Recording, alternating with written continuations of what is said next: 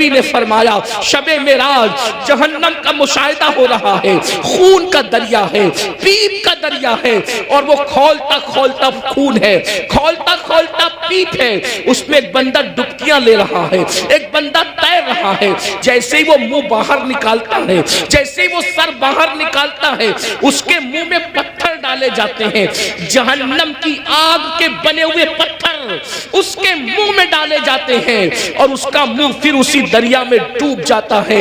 उस पर ये अज़ाब हो रहा था, रहमतुल लिल आलमीन से देखा न गया।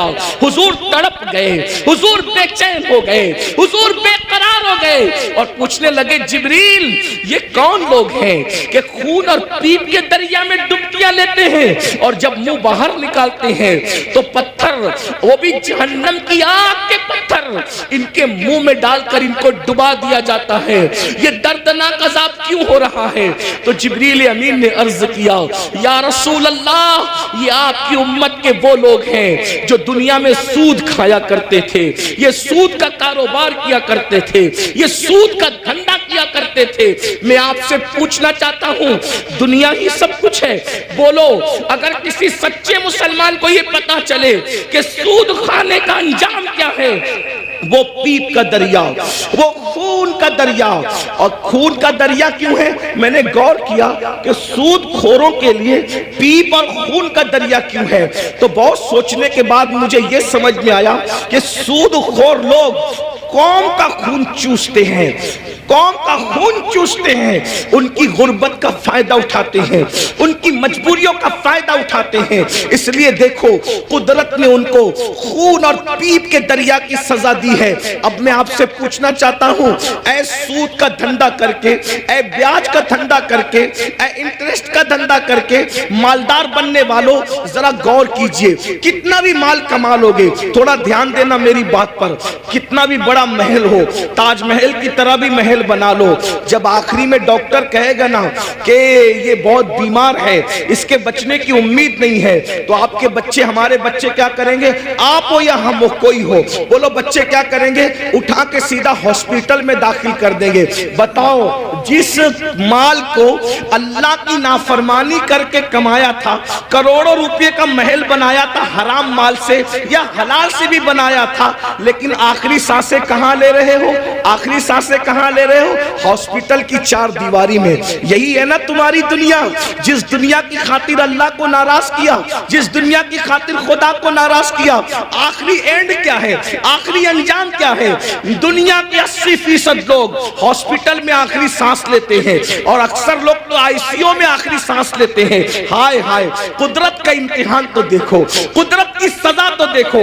याद रखना, बहुत कम वो खुश नसीब है जो अल्लाह अकबर सजदों में जाते हैं, खुदा के हरम में जाते हैं, तिलावत करते करते जाते हैं।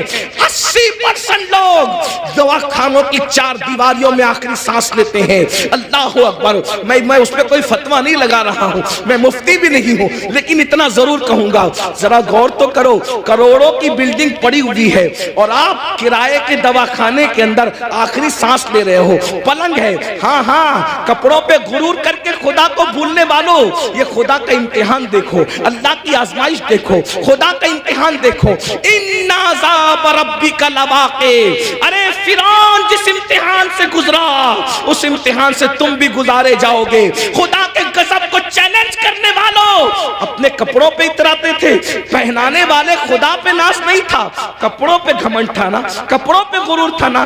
क्या होता है, 50,000 का मेरा ड्रेस है, 25,000 के अच्छे कपड़े पहनो, इस्लाम मना नहीं करता, लेकिन आखिरी में क्या है, सारे अच्छे कपड़े उतार के घर रख दिए गए और हॉस्पिटल के कपड़े तुम्हें पहनाए गए। ये मरने से पहले खुदा का इम्तिहान है। किस दुनिया से मुंह लगा रहे हो, किस दुनिया से दिल लगा रहे हो, किस दुनिया के चक्कर में अल्लाह को भूले हो, किस दुनिया के चक्कर में शरीयत को पीठ के पीछे डाले हो, किस दुनिया के चक्कर में दीन को पीठ के पीछे डाले हो। मुसलमानों, अगर तुम्हें ये इल्म हो जाए कि दुनिया दुनिया की औकात क्या है, तो तुम कभी दुनिया को मुंह न लगाओ, दुनिया से दिल न लगाओ। अल्लाह के रसूल अलैहिस्सलाम ने एक मर्तबा दरिया के अंदर अपनी उंगली डुबोई और दरिया में उंगली डुबो करके बाहर निकाला और बाहर निकाल करके फरमाया, ये मेरी उंगली में जितना पानी आया वो दुनिया है और ये जो सारा पानी है वो आखिरत है। अब बताएं, कतरे को लेकर के समुंदर को छोड़ने वाले नादानों, दरअसल इल्म नहीं है।